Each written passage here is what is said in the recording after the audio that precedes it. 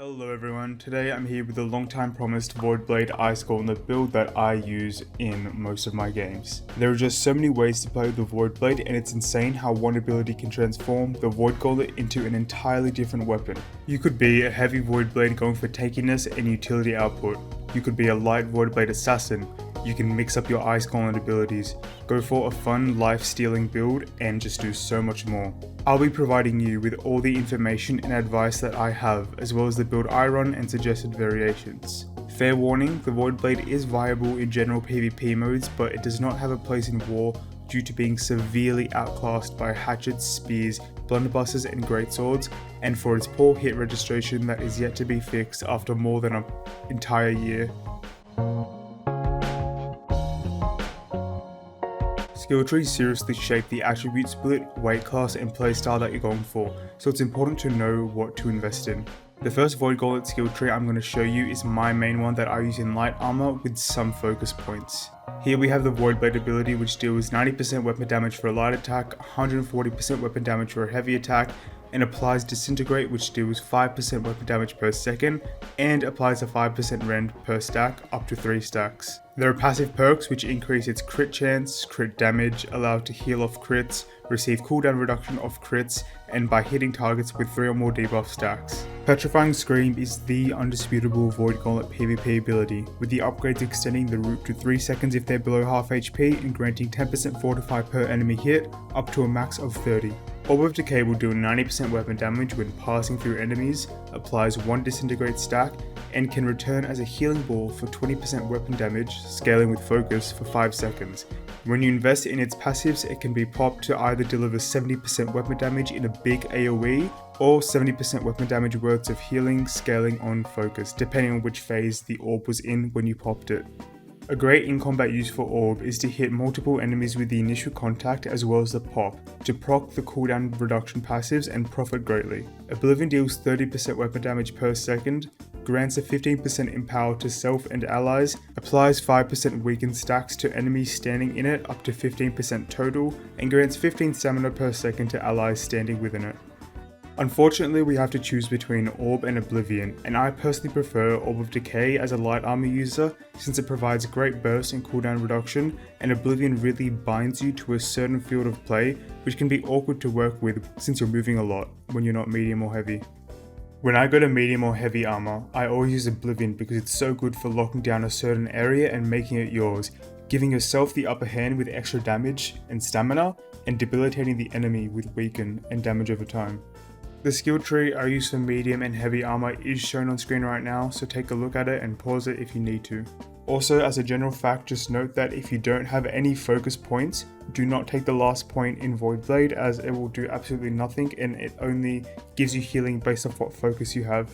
Now moving on to the Ice Gauntlet, my main skill tree is the Storm Shower 2-1 shown on screen. However, I do invite you to mix and match abilities because there's a lot of room to be creative here. You can drop Shower for Ice Spike or drop Ice Storm for Ice Spike if you feel the Storm is lackluster now that it doesn't boost your Aquamarine damage.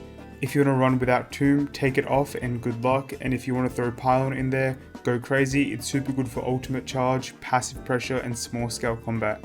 While I was talking, I just flashed a few potential Ice Gauntlet skill trees with a quick summary of their purpose for some inspiration, and it's still probably on the screen right now, so pause it.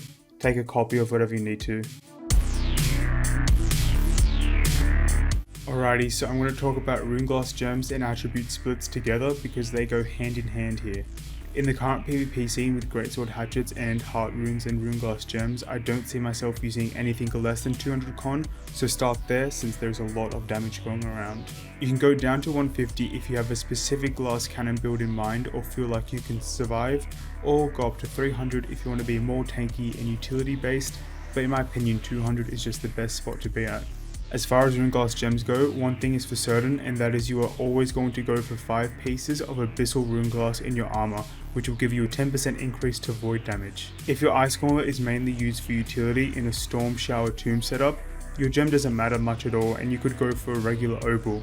However, if you want to run something like Ice Spike or Pylon where damage does matter, you'd probably benefit from a Runeglass Opal for the extra damage over time damage. Always remember to proc your Opal's damage boost by dodging before using an Ice Storm because it will persist throughout the entire duration. I think the biggest point of conflict for people running Void Blade this patch is whether to stick to the tier 2 elemental gem or invest in some Runeglass. To break it down, we need to consider playstyle and attribute points. If you want to go 300 intelligence to make the most out of your Ice Gauntlet and run something like Ice Spike, the tier 2 elemental gem is actually still a viable option. I did some calculations comparing the damage output of a tier 2 gem versus a Runeglass Opal for 300 intelligence, and the results ended up being extremely similar, typically with the Runeglass Opal having a negligible advantage. However, the massive edge that the tier 2 gem has over the Opal Runeglass is that it will have a 100% uptime, whereas the 12% damage boost on the Opal will only be active when your stamina is not full. So to summarize it or make it simple, if you're 300 or 250 intelligence, it could actually be beneficial to stick with the tier 2 gem if you don't think you can maintain a good uptime on the Opal. The Runeglass Opal will always have a higher potential if you're keeping your stamina below 100%. Now I think the option that really unlocks most of the Void Blade's potential is 200 intelligence with 100 focus. You're going to see the most damage, although not by much at all, since all of these options have minimal differences and in the grand scheme of things it won't make or break your gameplay. You're going to make the most out of your Runeglass Opal in your weapon and the Abyssal Runeglass in your armor, as well as reap the healing benefits of Void Caller, the last Void Blade passive, as well as Orb of Decay. The major drawback of 200 intelligence and 100 focus is that your Ice Gauntlet will lose about 9% of its damage compared to 250 intelligence and approximately 15% of its damage compared to 300 intelligence, which won't really matter if your only damaging ability is Ice Storm. If you're running Ice Spike or Ice Pylon, do not go 200 intelligence and up your intelligence to a minimum of 250. Weight class is purely a preference. Light armor will always be my favorite, but I do enjoy switching it up, which you might see in future videos. I rarely play heavy Void Blade, however in Opia and arenas you can wreak some havoc if you have a solid healer in your group backing you up. But unfortunately for myself, I do not have one of those, so if you're a healer on Delos, hit me up, let's play. Medium I play here and there, and it is the premium pick for taking on multiple bruises at once, with the well-rounded mix of iframes, tankiness and damage, but most of the time I just get frustrated I can't keep up with light armor people and go back to my usual light armor. Usually when you're in medium or heavy armor you don't want to invest in focus points and go full intelligence since your healing, passives and abilities will be reduced by the penalty. For my amulet, I'm just going with the Champion's Amulet. It's hard to gauge the value of shirking in power, but I trust that you can't go wrong with the 16% in power. Health is a must-have and stam recovery is good, but how good exactly depends on who you speak to. Personally, I like it and I think it's good, but I could definitely live without it for something more consistent like thrust or slash protection, but others swear by it, so go with whatever amulet perks you like. The Surgeon's Ring is an awesome option for medium armor, given that hardy is not a necessity.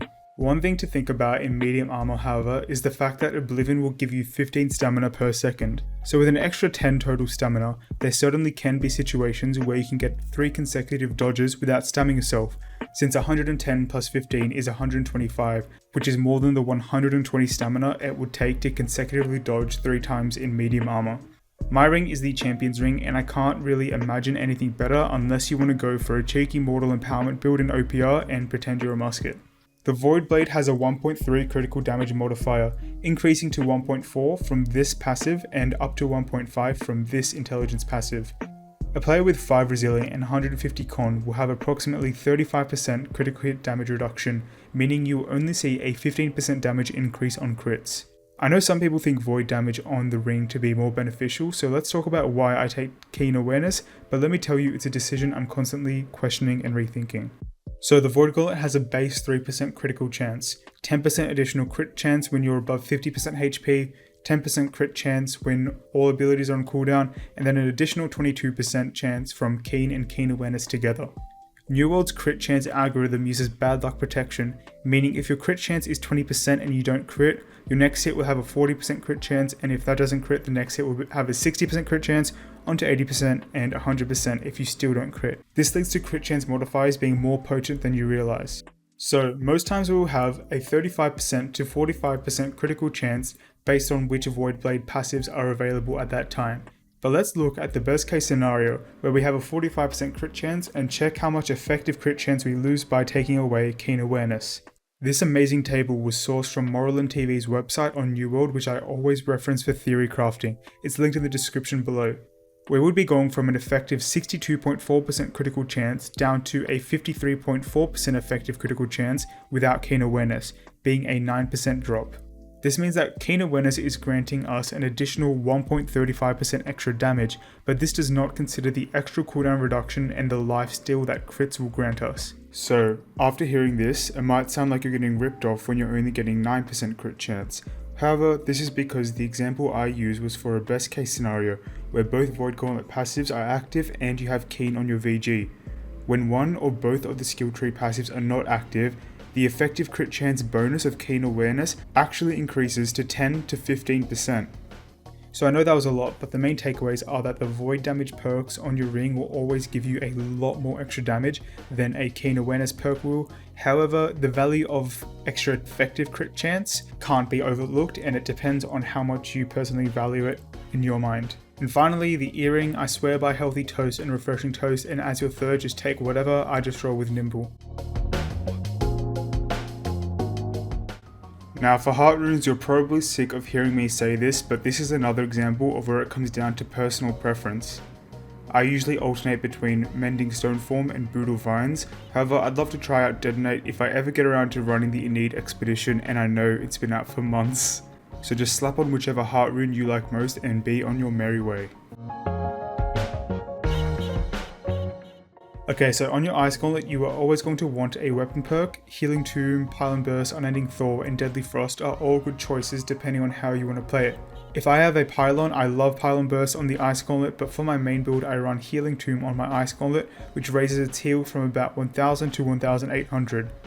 The tragic thing is that Healing Tomb has a 1 to 2 second delay before the healing kicks in, and if you switch off your Ice Gauntlet during this delay, the healing will not proc. But this mechanic only occurs when the Healing Tomb perk is on the weapon, rather than the armor. Then for the Ice Gauntlet perks you didn't get on your weapon, get them all on your armor, as they're all pretty essential except for Ice Refresh with Ice Spike. For your other Ice Gauntlet perks, Vicious is awesome for Ice Spike, Keenly Powered will increase the damage of everything including your Ice Storms, Attunement is really good for a bit of extra damage on Ice Spikes and auto attacks, and Enchanted and Refreshing Move will help you get more value out of your auto attacks if you use those a lot. Keep these perks in mind when looking for an ideal Ice Gauntlet, since how you intend to use it will shape the perks you take. On your Void Gauntlet, you can run a weapon perk like Voracious Blade or Putrefying Scream, however I don't think enhancing these effects by a small amount is more beneficial than introducing an entirely new perk. Keen, Enchanted, and Keenly Powered is my go-to, but I definitely think that Attunement or Vicious could have a place in Void Blade. On your armor, Putrefying Scream and Voracious Blade are absolute must-haves because these will make or break your PvP. Nullifying Oblivion and Diminishing Orb are must-haves in the war scene, but in casual PvP you could definitely live without them. My main armor set is shown on screen, where you can see I've got Unending Thaw, Deadly Frost, Putrefying Scream, and Voracious Blade with 5 Resilient and a bunch of Freedom. My ideal setup is 5 Resilient, 3 Shirking Fortification, 3 Freedom, because as much fun 5 Freedom is, that consistent fortify from Shirking Fortification is absolutely nuts. As for Shirking Energy on light legs, I'm actually going to replace mine with a Shirking Fortification stack, because ever since it was reduced from 30 to 15, it went from an absolute must-have to a solid perk worthy of choosing if you wanted it.